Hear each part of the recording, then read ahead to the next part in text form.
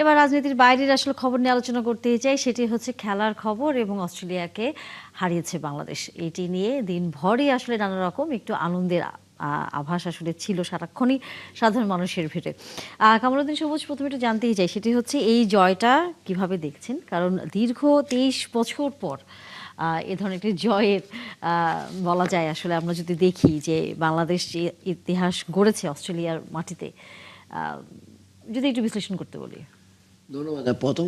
প্রথম হচ্ছে আমি বাংলাদেশ দলকে মানে স্বাগত জানাই এবং বাংলাদেশ দলকে মানে আন্তরিকভাবে শুভেচ্ছা এবং অভিনন্দন। এই কারণে যে অস্ট্রেলিয়ার মতো একটা জায়ান্ট ক্রিকেট ওয়ার্ল্ডে আমরা জানি যে অস্ট্রেলিয়া খুব কমই হারে আসলে, এবং অনেকবার তারা বিশ্বকাপ জয়ী হয়েছে। এবং সেই জায়গা থেকে বাংলাদেশ যে ক্রিকেট কতটুকু এগিয়েছে সেটা অনেকটা প্রমাণ আজকেও রাখলো। এর আগে অনেক বড় বড় দলকে বাংলাদেশ হারিয়েছে। তো আজকে যে অস্ট্রেলিয়ার এই যে মানে বিরুদ্ধে যে বাংলাদেশ জয়ী হলো, এটা বাংলাদেশের ক্রিকেট ইতিহাসে আমি মনে করি এটা একটা অন্যতম মাইলফলক। এটা এবং বাংলাদেশের ক্রিকেটকে ভবিষ্যতে আরও উন্নততর পর্যায়ে নিয়ে যাওয়ার জন্য এটা একটা আমার মনে হয় বড় একটা মানে প্রেরণা হিসেবে কাজ করবে। আর আমি মনে করি যে ক্রিকেটটা তো আমরা সবসময় বলি একটা অনিশ্চয়তার খেলা। তো কাজে আজকে যে অস্ট্রেলিয়াকে তারা হারালো, কালকে আমরা চাইবো যে মানে এই যে বড় বড় দলগুলোকে আজকে একসময় বাংলাদেশ কোনো একটা বড় দলকে হারাবে, এটা বাংলাদেশের মানুষ কেউ বিশ্বাসই করতে না। আজকে অস্ট্রেলিয়াকে হারাচ্ছে, আমরা বাংলাদেশকেও, ভারতকেও হারিয়েছে, বাংলাদেশ পাকিস্তানকেও হারিয়েছে, এটা সব জানেন। বাংলাদেশ ওয়েস্ট ইন্ডিজকেও হারিয়েছে, বিভিন্ন সময় হারিয়েছে। কাজেই আজকে অস্ট্রেলিয়াকে হারালো। এই যে জয়ের ধারায় মানে আস্তে আস্তে জায়ান্টদেরকে হারাচ্ছে এবং ভবিষ্যতে আমরা এমন এক পর্যায়ে যেতে চাই, আমরা চাইবো যে অতি দ্রুত বাংলাদেশ সেই জায়গায় যাক। বাংলাদেশ অনেক দূর এগিয়েছে ক্রিকেটে, যেখানে আমরা দেখব যে বাংলাদেশ এমন ভাবনা মানুষের মধ্যে আসবে না যে বাংলাদেশ হেরে যাচ্ছে। মানে আমরা চাইবো যে হ্যাঁ, বাংলাদেশ যে কোনো দলের সঙ্গে জিততে পারে, ওই জায়গায় যাক এবং লড়াইটা আসলে যেন হ্যাঁ ওই জায়গায় যাচ্ছে বাংলাদেশ। আমি অনেক ক্রিকেট এখন দেখেন, একসময় আমরা ছোটকালে ক্রিকেটে আমি কখনো এই ধরনের বাংলাদেশ তো টেস্টের স্ট্যাটাসও ছিল না, ওয়ান ডে তো ছিলই না।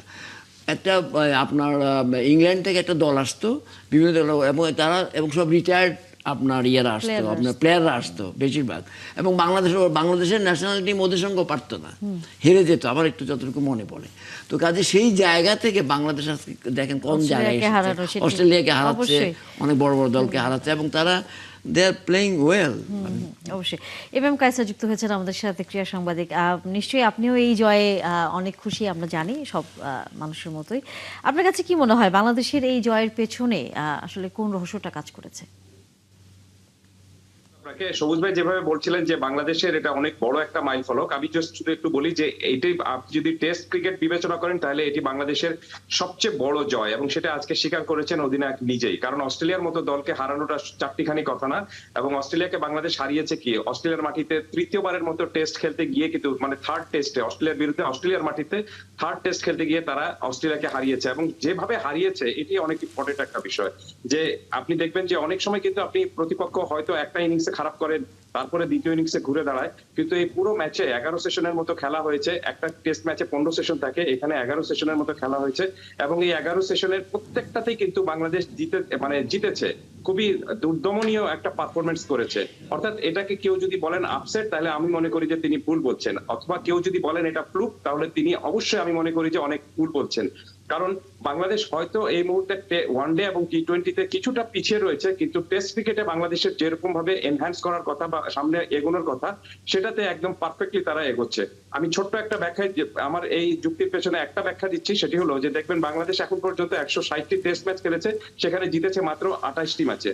তো 160টি টেস্ট ম্যাচ খেলার পর 28টা ম্যাচে মাত্র যখন আপনি জিতবেন, তখন বোঝাই যাচ্ছে যে আমাদের যে প্রক্রিয়া আমরা থাকতে চেয়েছিলাম এখানে, সেটা ঠিক মতো হয়নি। এবং এই যে 28টা ম্যাচ জিতেছে বাংলাদেশ, এই 160টার মধ্যে প্রথম 119টা টেস্ট খেলার পর কিন্তু আপনি প্রথম 14টা ম্যাচ জিতেছিল, এবং বাকি 14টা ম্যাচ জিতেছে কিন্তু 41টা টেস্ট খেলার পরে। এবং আরেকটু পিছনে ফিরে সুনির্দিষ্ট করে বলি যে বাংলাদেশ গত 24টা ম্যাচ যে খেলেছে, টেস্ট খেলেছে, সেই 24টা টেস্ট ম্যাচের মধ্যে 12টা ম্যাচে কিন্তু জিতেছে।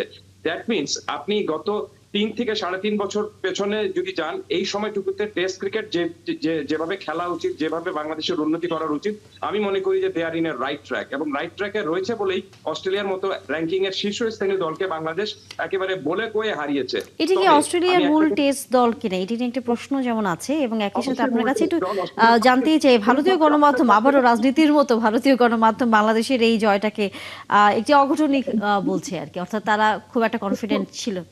না, দেখুন, আপনি আপনি সোশ্যাল মিডিয়া কে কি বললো বা আপনি অন্য দেশের পত্রপত্রিকা কি কি বললো, আমি মনে করি যে এটা ক্রিকেটারদের দেখা উচিত না, এবং এটা আমি ক্রীড়া সাংবাদিক হিসেবে আমিও এটাকে খুব বেশি পাত্তা দেই না। কারণটা হলো যে বাংলাদেশ দল ঠিক রয়েছে সেটা আমি জানি, এবং আমরা জানি, এবং আপনি বাংলাদেশ ক্রিকেট দল জানে। সো মাঠে যারা রয়েছে তারা যদি মাঠের কাজটুকু ঠিক মতো করতে পারেন, সো পত্রপত্রিকা কি লেখা হলো বা সোশ্যাল মিডিয়া কে কাকি বললো, অন্য দেশ কিভাবে সমালোচনা করলো, এটাকে সম্মান দিল না, আমি মনে করি যে এটা মাথায় আনাইটাই উচিত না। এটা পুরোপুরি বাংলাদেশ অস্ট্রেলিয়ার শক্তিশালী দল, শক্তিশালী শুধু না, অস্ট্রেলিয়ার মেইন দল, এটা পুরোপুরি মানে সবচেয়ে সেরা দলটাকে তারা মাঠে নামিয়েছে এখানে, এবং সেই দলকে বাংলাদেশ, সেই দলের বিরুদ্ধে বাংলাদেশ যে পারফরমেন্স করছে সেটা আমি মনে করি যে শুধুমাত্র এটা একটা টেস্ট জয় নয়, এই জয়টা জানিয়ে দিচ্ছে যে এটা ইটস এ বিগ স্টেটমেন্ট। আমি মনে করি যে এটা অনেক বড় একটা বার্তা, যে টেস্ট ক্রিকেটে বাংলাদেশ যেরকম ভাবে এগোনোর কথা ছিল, এখন সাম্প্রতিক 3 থেকে 3.5 বছর পেছন থেকে যে পারফরমেন্সটা তারা দেখাচ্ছে, তাতে